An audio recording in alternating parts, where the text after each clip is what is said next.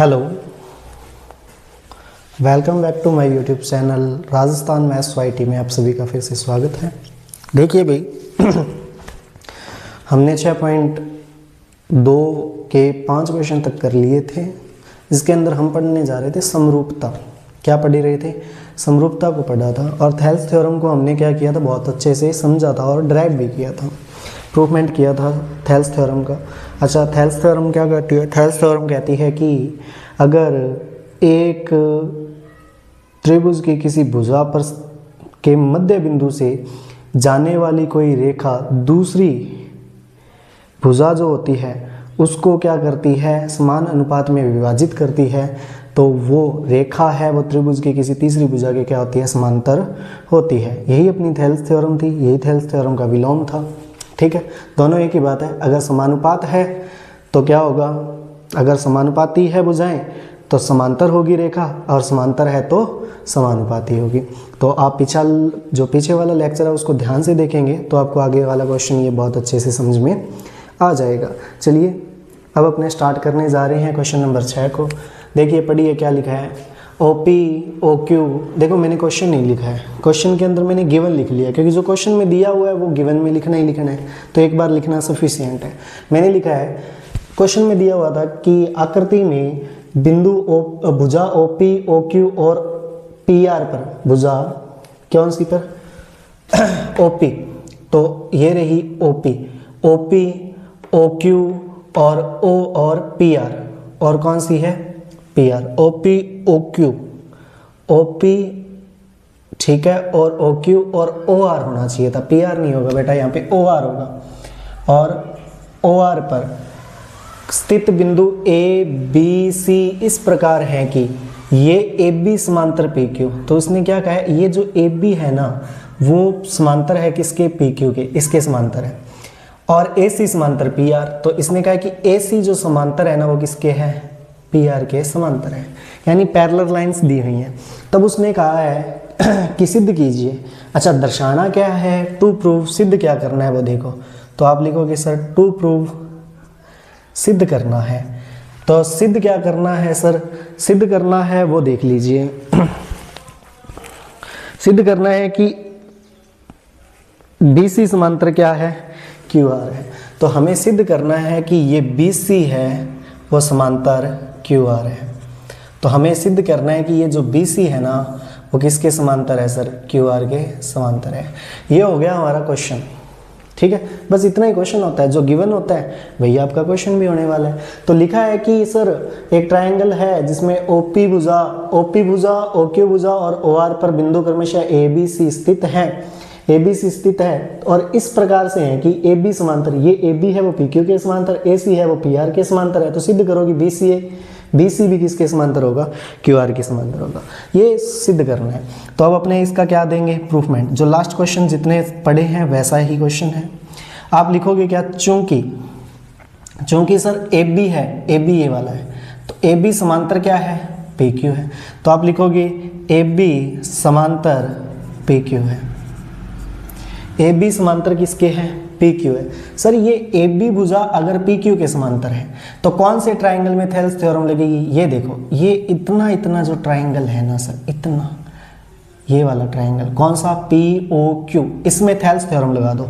तो आप लगाओगे, इसलिए ट्रायंगल POQ में थेल्स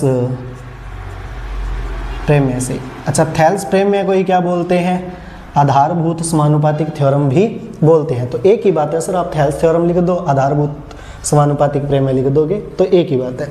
तो इसमें थेल्स थ्योरम लगा रहे हैं। अब थेल्स थ्योरम कहती क्या है कि सर अगर ये रेखाएं समांतर है ना तो इनकी भुजाओं का अनुपात बराबर होगा किसके, इनकी भुजाओं के अनुपात के, यानी OA बटे में AP। तो OA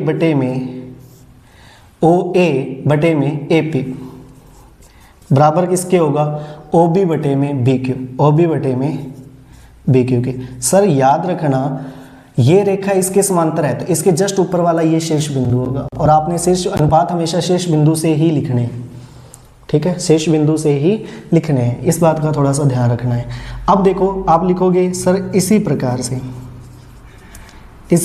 से चूंकि इसी प्रकार से क्या है सर, चूंकि AC भी किसके समांतर है, PR के, चूंकि AC समांतर किसके है, PR है, तब ट्रायंगल POR में, ट्रायंगल POR में थेल्स थ्योरम से, थेल्स प्रमेय से क्या लिखोगे, तब ट्रायंगल POR में थेल्स प्रमेय लगाओगे तो वही बात OA बटे में क्या होगा, AP, OA बटे में क्या हो जाएगा, AP बराबर किसके हो जाएगा, OC बटे में CR, OC बटे में CR। अब देखो समीकरण बन जाएगी 1 और 2 में, ध्यान से देखो, यहाँ पे OA बटे में AP पड़ा है, यहाँ भी OA बटे में AP पड़ा है, यानी OA बटे में AP का मान अगर मैं उठा के यहाँ से ये रख दूँ तो ये आपस में दोनों क्या आ जाएंगे, बराबर आ जाएंगे। तो लिख देना इक्वेशन फर्स्ट व सेकंड से, इक्वेशन फर्स्ट व सेकंड से आप लिखोगे सर OA बटे में AP का मान अगर मैं यहाँ रखता हूँ तो क्या हो जाएगा, OB बटे में BQ बराबर हो जाएगा OC बटे में CR, OB बटे में BQ बराबर में क्या हो जाएगा, OC बटे में CR। अब आप लोग ध्यान से देखो सर ये कंडीशन बनी क्या है, ये कंडीशन इस ट्राइंगल में बन रही है OB बटे में BQ, ये देखो ये वाला ट्राइंगल, OB बटे में BQ बराबर है OC बटे में CR की। तो सर जो थेल्स प्रमेय का विलोम करवाया था वो क्या कहता है कि अगर अनुपात बराबर है तो रेखा समांतर होगी, और रेखा अगर समांतर है तो अनुपात क्या होगा, बराबर होगा। तो आप लिखोगे क्या, थेल्स प्रमेय का विलोम से, थेल्स प्रमेय के विलोम से, अच्छा थेल्स प्रमेय के विलोम से क्या हो गया सर, थेल्स प्रमेय के विलोम से ये हो गया कि भुजाओं का अगर अनुपात बराबर है ना सर, इन भुजाओं का अनुपात बराबर है तो इस ट्रायंगल में ये BC समांतर किसके होगा, QR होगा। विलोम से क्या है, अनुपात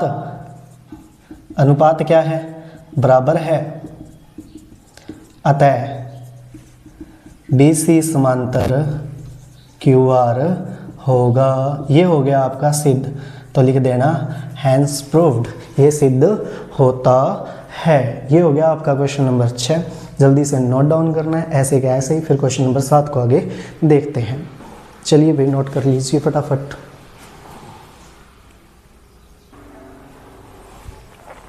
चलिए भाई प्रश्न नंबर 7 को रीड करिए।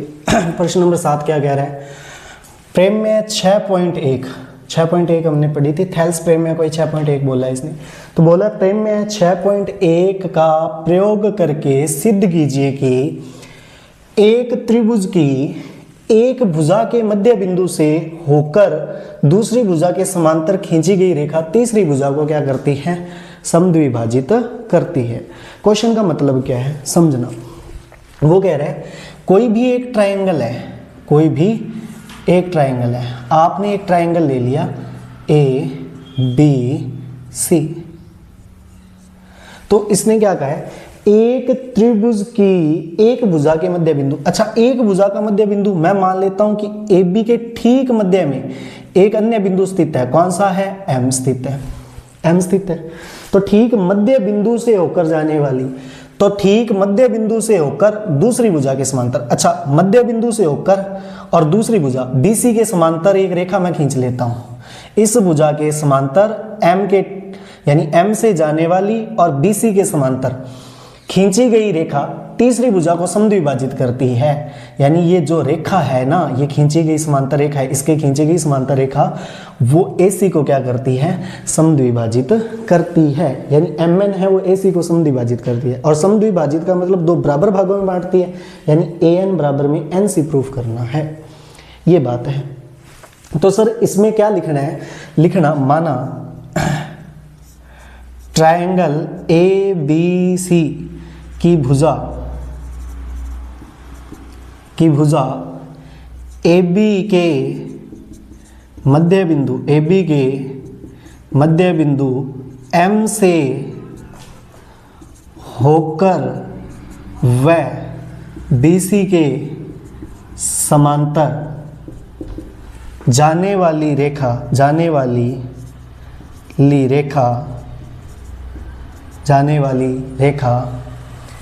MN भुजा AC को बिंदु N पर काटती है, ये लिखना है आपने, क्योंकि ये सारा काम अपनी तरफ से कर रहे हैं तो इसलिए माना है। तो मैंने क्या लिखा है सर, मैंने मान लिया कि ABC एक ट्रायंगल है, इसकी AB भुजा का कोई मध्य बिंदु M है, इससे होकर जाने वाली कोई भुजा जो कि BC के समांतर है वो AC को N पे काटती है। अब N पे काटती है, मैंने ये नहीं कहा कि समद्विभाजित करती है, ये तो प्रूफ करना है सर। मैंने कहा M पे काटती है, और M पर काटने का मतलब N पे काटती है, सॉरी N पे वो कहीं भी काट सकती है, बराबर भागों में काट सकती है, नहीं भी काट सकती। तो चलो बराबर भागों में प्रूफ करना है, कैसे करेंगे वो देखना। अब सर प्रूफ क्या करना है, तो आप लिख दोगे टू प्रूफ, दर्शाना है या सिद्ध करना है। सिद्ध करना है कि सर AN बराबर में क्या है, NC, AN बराबर में क्या है, NC, तभी तो ये समद्विभाजित होंगे ना। दो बराबर समद्विभाजित का मतलब क्या है, दो बराबर भागों में बनते हैं, यानी AN बराबर में क्या होना चाहिए, NC। ये प्रूफ कर दिया तो लिख देना कि MN है वो AC को क्या करती है, समद्विभाजित करती है। बस लिखो प्रूफमेंट, लिखो प्रूफमेंट। अब प्रूफमेंट में क्या लिखोगे सर, सबसे पहले हमें ये दिया गया है कि MAB का क्या है, मध्य बिंदु है। MAB का क्या है, मध्य बिंदु है। तो आप लिखोगे चूंकि MAB का मध्य बिंदु है,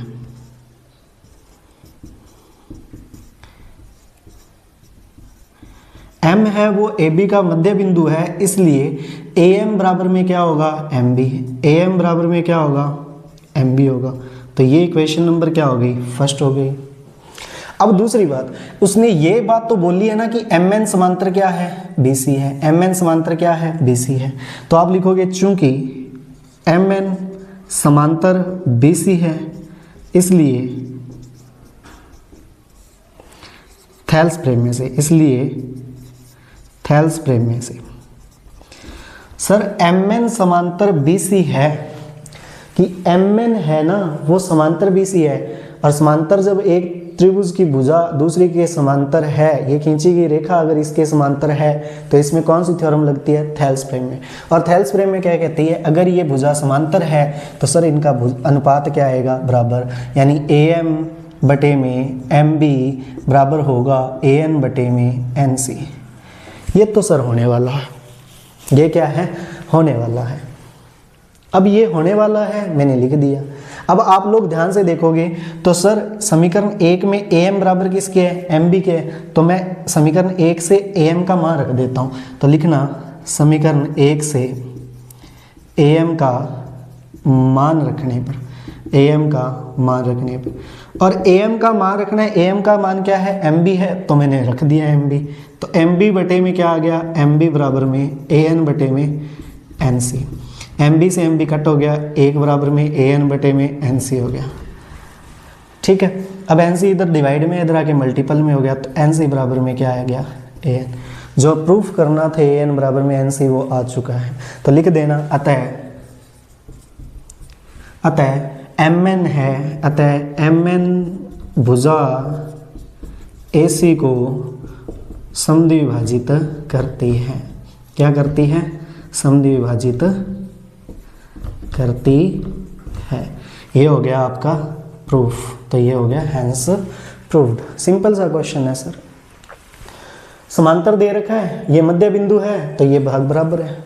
समांतर है, थेल्स प्रेम्य लगाना, AM का मान रख देना, दोनों बराबर आ जाएंगे, बोल देना ये इसको क्या करता है, समद्विभाजित करता है।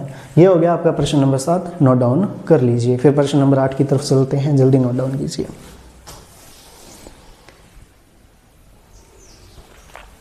चलिए भाई नेक्स्ट क्वेश्चन को रीड करिए। नेक्स्ट क्वेश्चन प्रश्न नंबर 8 क्या कह रहा है, प्रमेय 6.2 का प्रयोग करके सिद्ध कीजिए कि एक त्रिभुज की किन्हीं दो भुजाओं के मध्य बिंदु, अब दो भुजाओं पे मध्य बिंदु दे रखे हैं और उनको मिलाने वाली भुजा तीसरी भुजा के समांतर होती है। अच्छा बोला क्या है प्रश्न में वो देख लीजिए।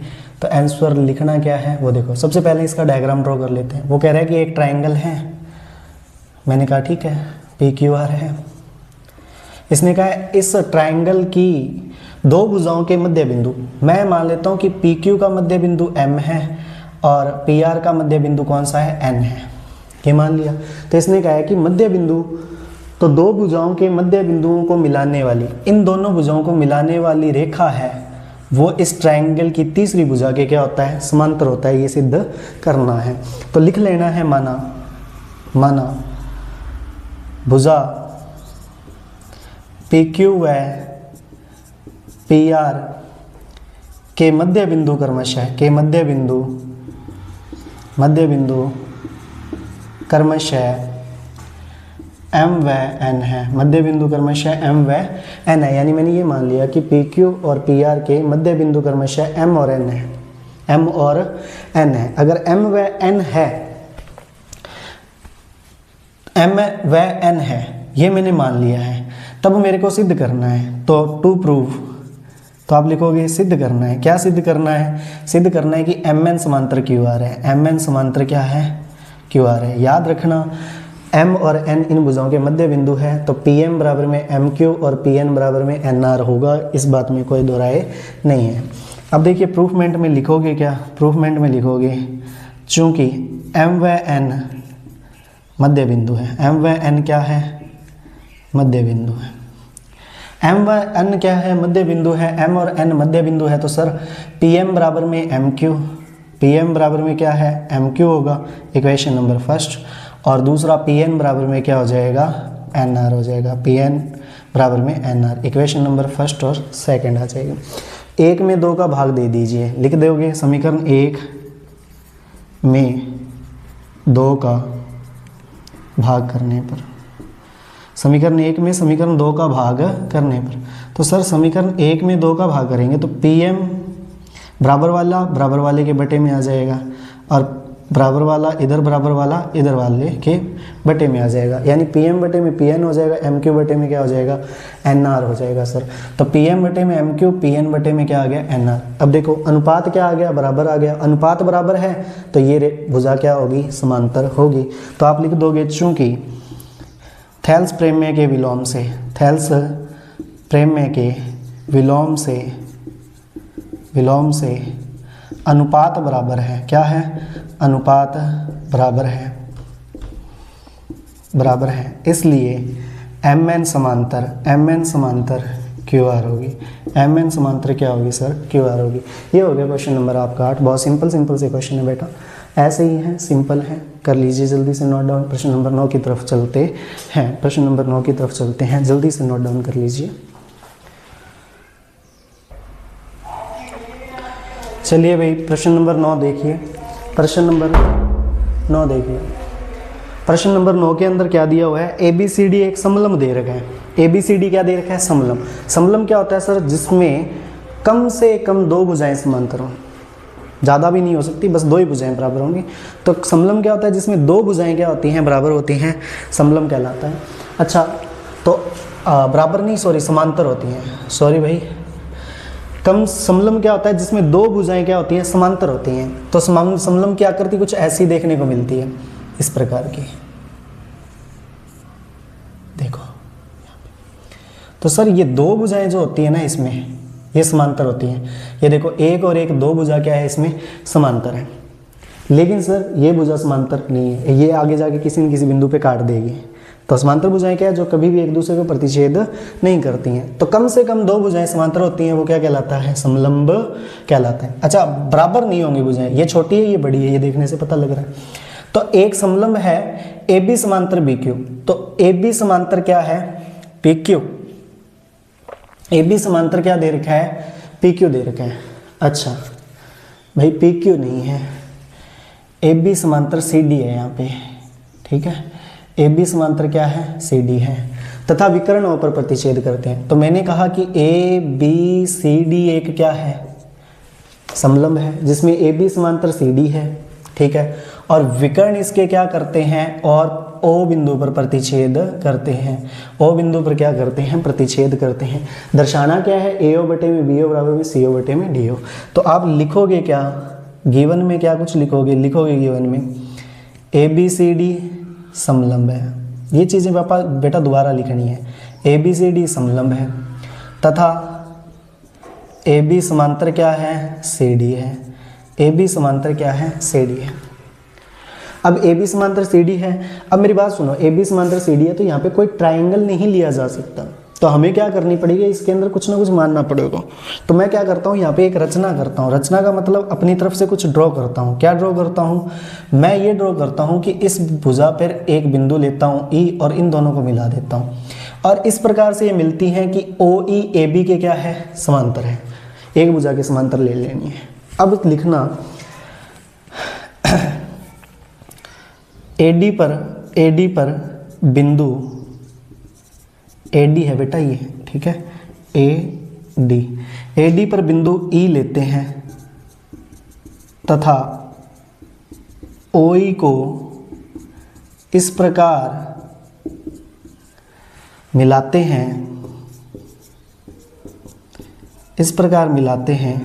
कि ओ ई समांतर हो किसके, ए बी है। ठीक है, ओ ई समांतर किसके है, ए बी का। ये हो गया। अब लिखना है सर टू प्रूव, सिद्ध क्या करना है वो देख लो, वो भी तो बहुत ज़रूरी है ना। क्या सिद्ध करना है हमें, सिद्ध करना है सर ए ओ बटे में बी ओ, सी ओ बटे में डी ओ। ये सारा कुछ आंसर में आपने लिखना है जो मैं लिख रहा हूँ। अब आप आओगे किस पे, प्रूफमेंट पे। तो प्रूफमेंट पे लिखोगे क्या, लिखोगे चूंकि ओ ई समांतर ए बी व ए बी समांतर किसके है, सी डी के है। अच्छा, मैं एक बात पूछना चाहता हूँ सर, ये इसके समांतर है, ये इसके समांतर है, तो ये भी इसके क्या होगा, समांतर होगा। तीनों एक दूसरे के क्या हो जाएगी, समांतर है। आप लिखोगे इसलिए ओ ई समांतर ए बी समांतर सी डी होगी। ये तीनों की तीनों ही सर एक दूसरे के क्या होगी, समांतर होगी। अब लिखोगे नाउ, अब लिखना नाउ। अब हम क्या करने जा रहे हैं वो देखना। अब लिखना नाउ।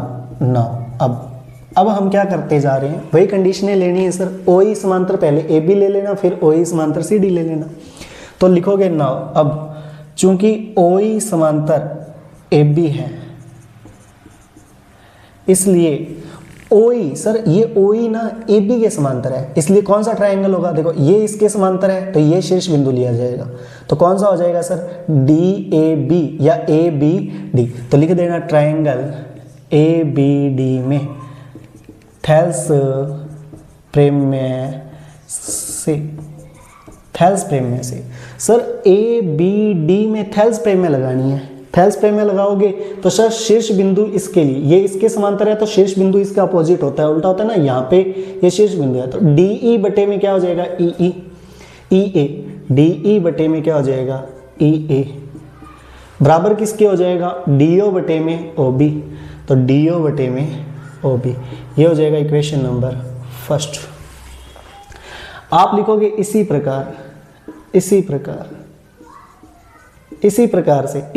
से सर क्या है, ईओ समांतर किसके है, सीडी के भी तो है ना। मैंने कहा ना तीनों ही आपस में समांतर हो जाएगी। तो आप लिखना इसी प्रकार ईओ समांतर किसके है, सीडी। ईओ समांतर सीडी है तो ट्रायंगल कौन सा लोगे, ईओ समांतर सीडी है सर। तो ईओ समांतर इसके है तो ऊपर शेष बिंदु है ये ए सी डी में। तो ए सी डी में थेल्स प्रेम्य से। अब इसमें भी क्या लगाओगे आप, थेल्स प्रेम्य लगाओगे। तो इसमें जब थेल्स प्रेम्य लगा रहे हो तो बेटा ए ई बटे में ई डी, ए ई बटे में, या लिख लो ई ए बटे में ई डी। ई ए बटे में ई डी लिख दो या डी ई लिख दो, क्योंकि ऐसा ही ऊपर यूज किए हुए नाम डी ई है तो ऐसे ही लिखना। तो ई ए बटे में डी ई, इसका अनुपात बराबर किसके होगा, ए ओ बटे में सी ओ। ए ओ बटे में सी ओ, ये हो जाएगी इक्वेशन नंबर 2। इसको 2 मत दो। अब मेरी बात सुनो, समीकरण 1 में आपको दिखाई दे रहा है डी ई ऊपर है, ई ए नीचे है। यहाँ पर डी ई ऊपर है, ई ए ऊपर है और डी ई नीचे है। तो प्रॉब्लम दिखाई दे रही है। तो हम क्या कर देते हैं, इस पूरे को क्या कर देते हैं, पलट देते हैं। तो लिखना पलटने पर, दोनों पक्षों को पलटने पर। तो डी ई ऊपर चला जाएगा, ई ए नीचे आ जाएगा, सी ओ ऊपर चला जाएगा, ए ओ नीचे आ जाएगा। अब देखो ये इक्वेशन और ये इक्वेशन एक जैसी सी लग रही होगी ना। तो सर समीकरण 1 से यहाँ पे मान रख दो। तो लिखना समीकरण 1 व 2 से। तो डी ई बटे में ई ए की जगह आप ये लिख दो, डी ओ बटे में ओ बी बराबर में AO बटे में क्या हो जाएगा CO, AO बटे में क्या हो जाएगा सॉरी भाई ये नीचे वाली इक्वेशन लेनी है ना, तो CO बटे में क्या हो जाएगा AO। अब सर जो हमें सिद्ध करना था वो आया या नहीं, AO बटे में BO चाहिए, AO बटे में क्या चाहिए BO चाहिए, ठीक है, और CO बटे में क्या चाहिए DO चाहिए। तो सर AO बटे में OB या BO चाहिए, तो सर मैं इन दोनों को क्या कर देता हूँ रिप्लेस कर देता हूँ, ये रिप्लेस कर दिया तो AO यहाँ आ जाएगा, इसको लिखना या AO यहाँ आ जाएगा AO बटे में OB, और AO यहाँ आया तो DO इधर जाएगा तो CO बटे में क्या आ जाएगा DO। अब देखो जो मेरे को बनाना था वो बना या नहीं, AO बटे में OB पड़ा है, CO बटे में DO पड़ा है, तो जो बनाना था वो क्या हो गया सिद्ध हो चुका है। तो आप लिखोगे हैंस प्रूव्ड इति सिद्धम, इति सिद्धम, बस जो जो दिया है वैसे वैसे काम करते जाओ तो आपका क्या हो जाएगा बेटा सिद्ध हो जाएगा, ठीक है। अब इसे नोट डाउन कर लीजिए, फिर हम करेंगे नेक्स्ट क्वेश्चन को। चलिए जल्दी से नोट डाउन कीजिए।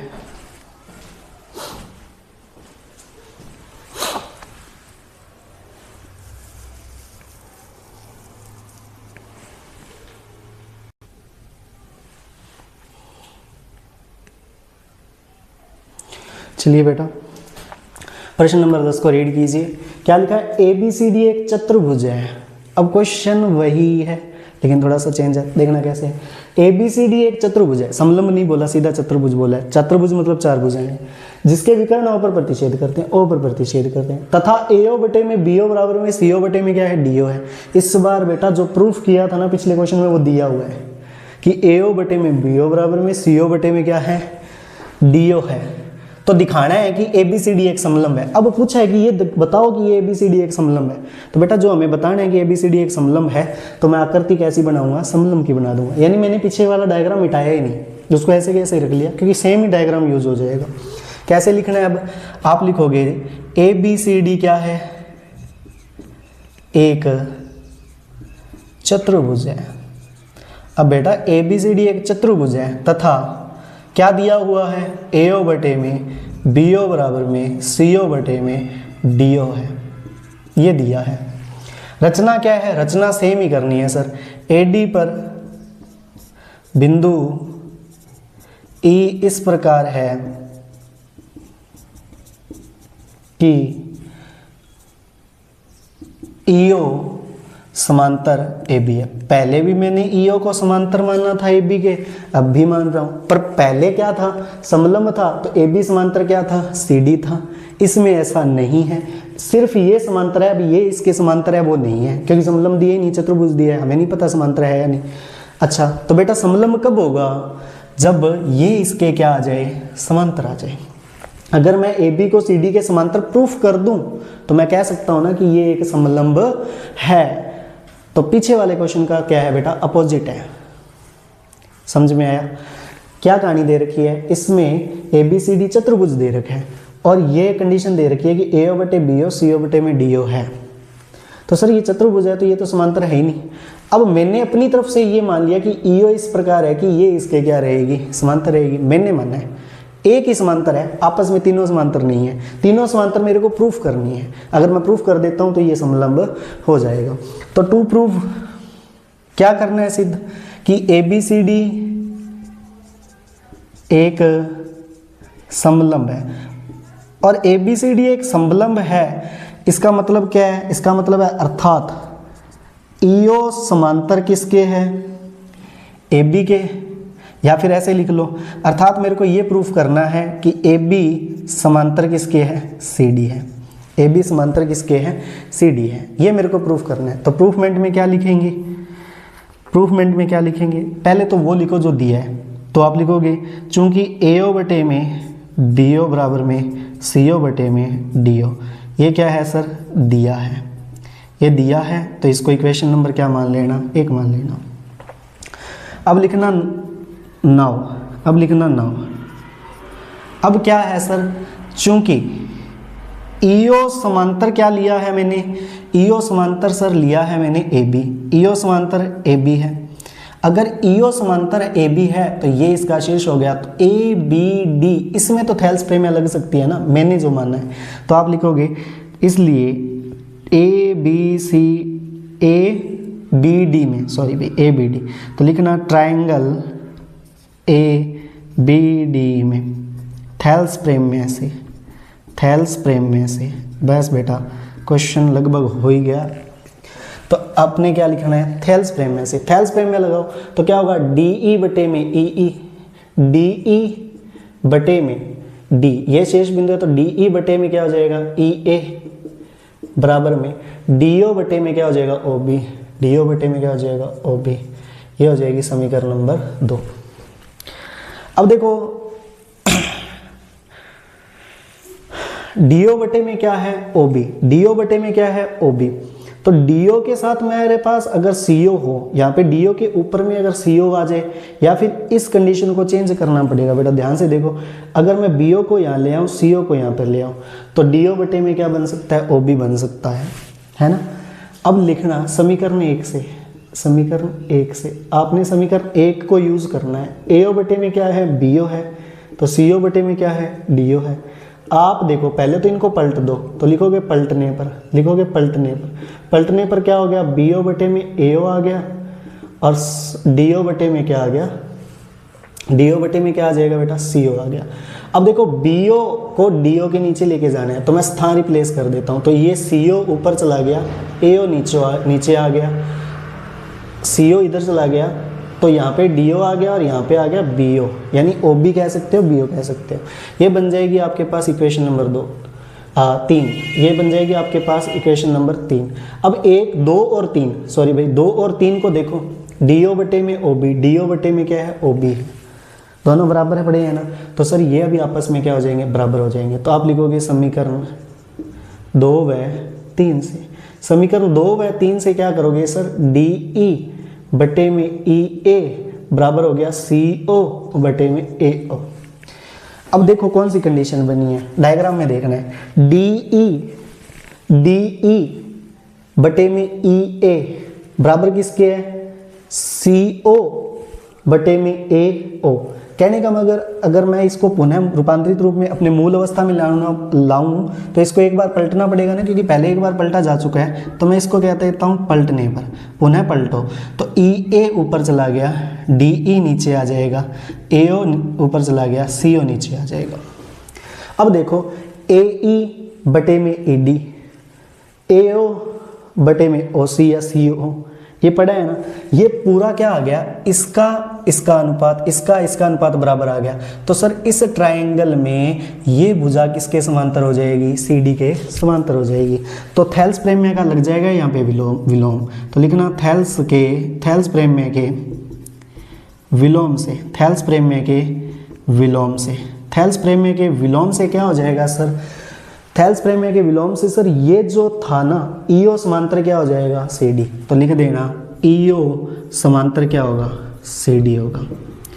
अब सर ईओ समांतर AB भी है और ईओ समांतर CD भी है, तो क्या हो जाएगा, AB समांतर CD भी होगा। तो लिख देना चूंकि ईओ समांतर AB व ईओ समांतर CD है, इसलिए AB समांतर CD होगा। सर ये भी आपस में क्या हो जाएगा, समांतर हो जाएगा। तो समांतर हो जाएगा, जब ये AB समांतर CD हो जाएगा तो ABCD क्या होगा, समलंब होगा। तो लिख देना अतः ABCD एक समलंब होगा, ABCD एक क्या होगा बेटा, समलंब होगा। ABCD एक क्या हो जाएगा बेटा, समलंब हो जाएगा। ये हो गया चैप्टर नंबर आपका 6.2 भी कंप्लीट। तो आगे मिलेंगे नेक्स्ट लेक्चर के अंदर 6.3 को लेकर, उसकी प्रॉपर्टीज़ को लेकर। भाई अगर आपको लेक्चर अच्छा लगे तो लाइक सब्सक्राइब कर देना। थोड़ा बहुत अगर समझ में ना आए तो वीडियो को पीछे करके ज़रूर देख लें एक बार। थैंक्स फॉर वॉचिंग, और लाइक और सब्सक्राइब करते रहो और शेयर भी करते रहो वे वीडियो को साथ साथ में, ताकि थोड़े सब्सक्राइब हो जाए, ठीक है, ताकि अपने लाइव वाला ऑप्शन आए और अपने लाइव होके आपको एजुकेशन दे पाए। तो जल्दी से कीजिए, ठीक है। और थैंक्स अगेन, चलते हैं, मिलते हैं नेक्स्ट लेक्चर में।